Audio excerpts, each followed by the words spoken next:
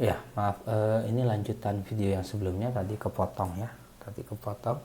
Jadi setelah catchment to polygon ya, catchment to polygon, setelah mendapatkan catchment ini berupa raster, kita lanjutkan merubah menjadi catchment dari menjadi polygon atau menjadi shapefile ya. Kita run di sini, maka akan merubah. Ini ada batas-batas dasnya, ini sudah ada batas-batas dasnya, subdas-subdasnya sudah ada ya. Nah ini, maka ini berubah menjadi polygon ya, seperti ini. Kita lihat di sini, kalau kita rubah warnanya, misalkan kita propertiesnya kita rubah merah ya, maka di sini batas dasnya yang merah-merah, subdas ya, bukan das. Terus berikutnya adalah setelah kita lakukan analisis ini, masuk yang berikutnya adalah kita melakukan analisis yang namanya membuat drainage line. Drainage line itu membuat alur sungainya, garis sungainya. Catchment di sini masukkan stream link ya, masuk stream link raster, terus masukkan flow direction. Di run saja. Setelah itu di run.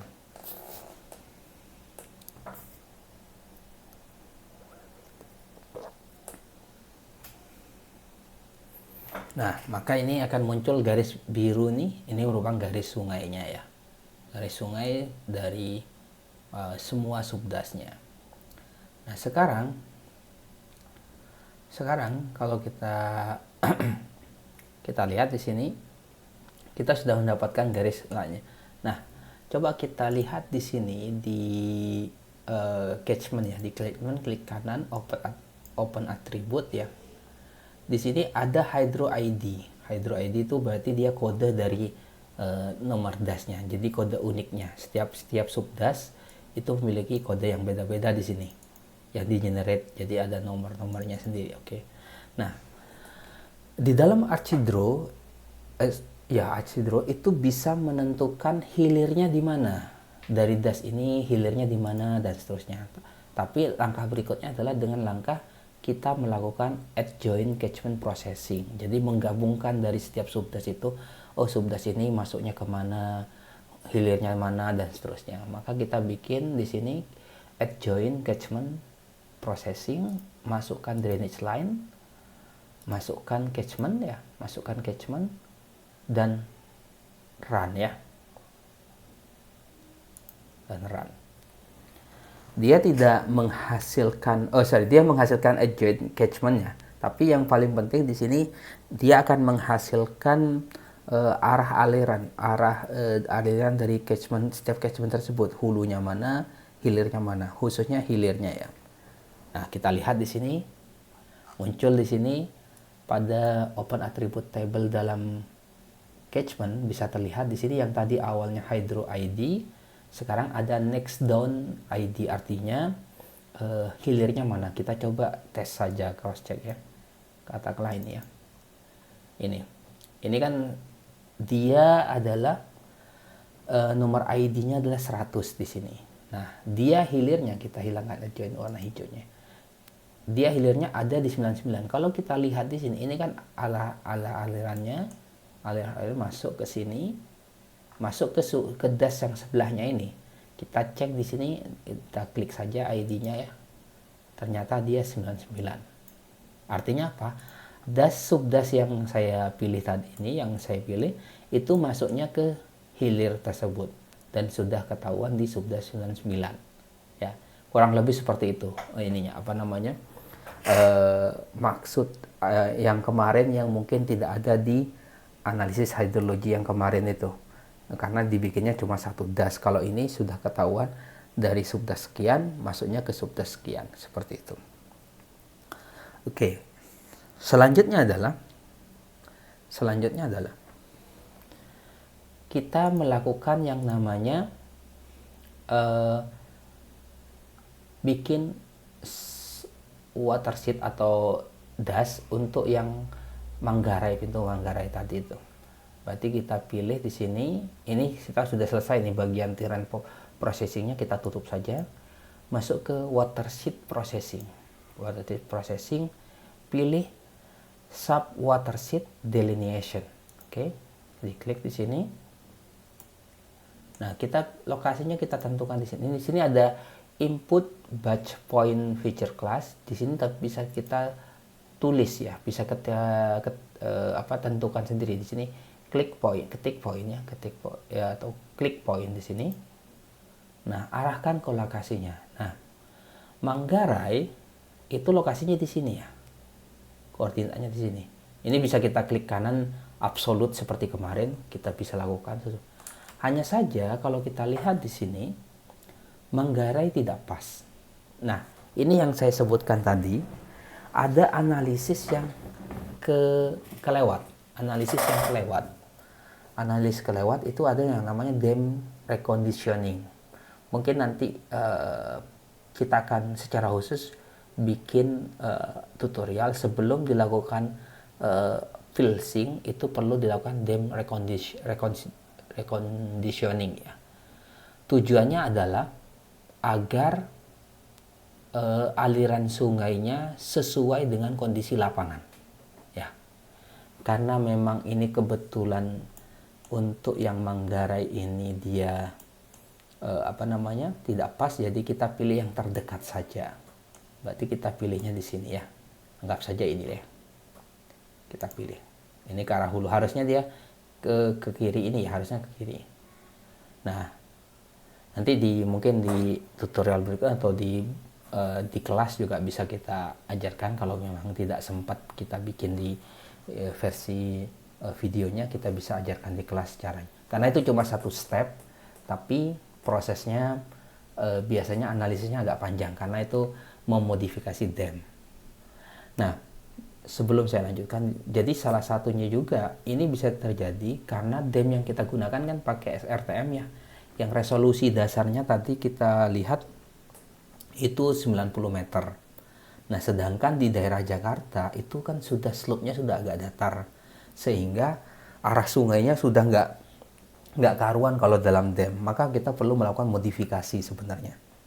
Apalagi untuk dam yang ukurannya 90 meter originalnya.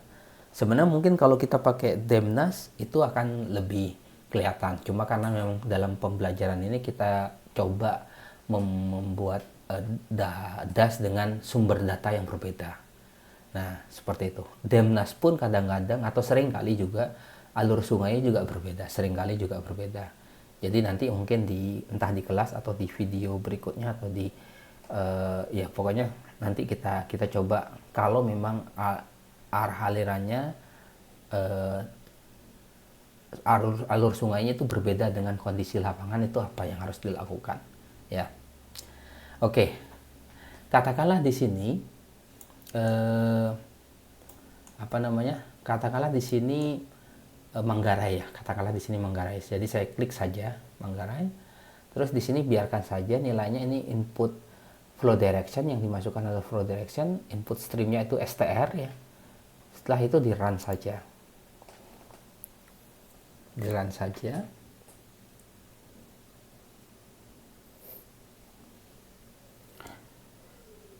Nanti kalaupun mau bikin lebih dari satu subdas bisa. Jadi bisa tinggal diklik, di editnya diklik lagi gitu, diedit. Tapi dalam konteks ini kan kita hanya bikin yang Manggarai saja, di Manggarainya. Kalau mau bikin lebih dari itu juga bisa. Nah, kelihatan di sini sungainya tidak begitu kelihatan jelas. Apalagi sungainya mungkin sudah dimodifikasi. Dalam arti modifikasi sudah dilakukan normalisasi, maka itu akan berbeda dibandingkan dengan sungai yang original. Nah, di sini maka sebenarnya ada langkah yang sebenarnya yang saya bilang tadi itu dam manipulation ya, dam reconditioning. Nah, ini kurang lebih hasil dasnya ya, das dari Manggarai. Maka langkah berikutnya adalah, ini belum selesai. Langkah berikutnya adalah yang perlu kita lakukan,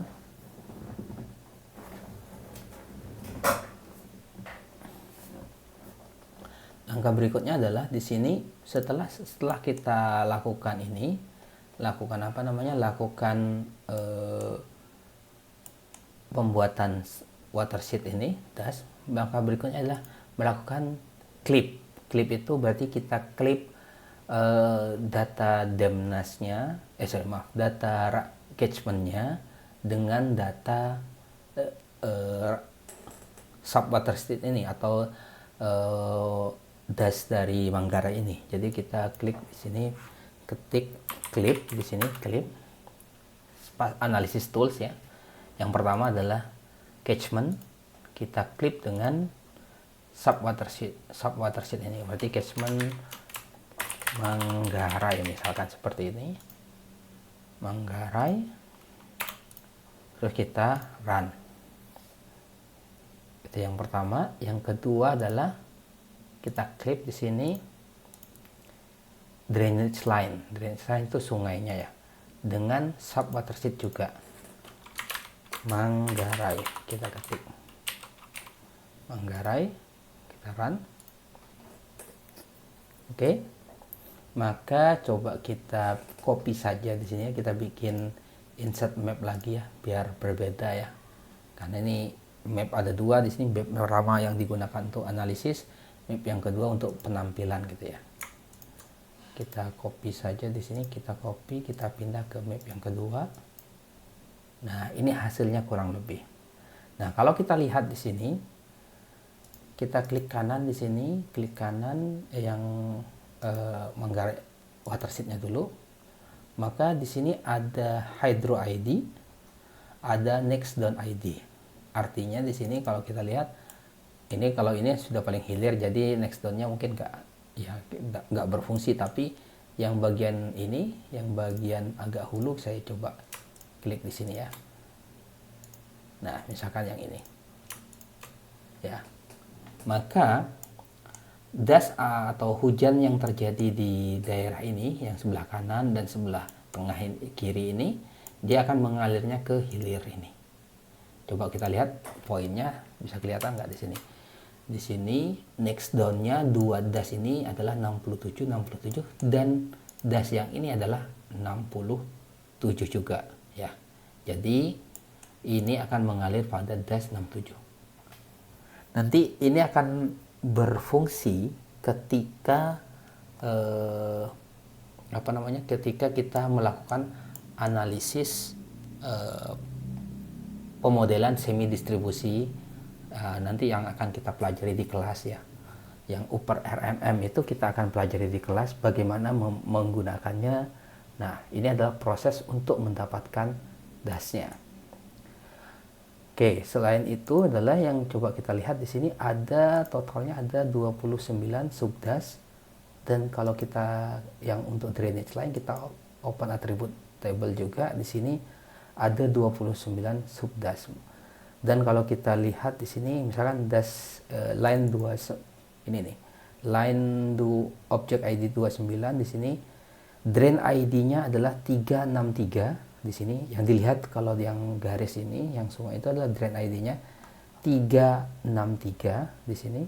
Terus kalau kita lihat di sini di bagian hulunya untuk catchment-nya, kita lihat di sini adalah Hydro ID-nya 363. Jadi yang kita samakan adalah yang untuk garis itu pakai drain ID, yang catchment itu adalah Hydro ID ya, sebagai angka uniknya. Nanti akan ketahui, oh ini ngalir ke sini, ini ngalir ke sini, dan seterusnya. Nanti analisisnya itu diperlukan di dalam pemodelan hidrologi ya. Itu yang kita akan pelajari di kelas. Oke, mungkin itu saja ya terkait dengan bagaimana kita membuat subdas, membuat das yang terdiri dari beberapa subdas, dan di dalamnya sudah terdapat informasi arah aliran kemana, dari das mana menuju mana, das mana menuju mana, seperti itu. Oke, itu saja. Terima kasih.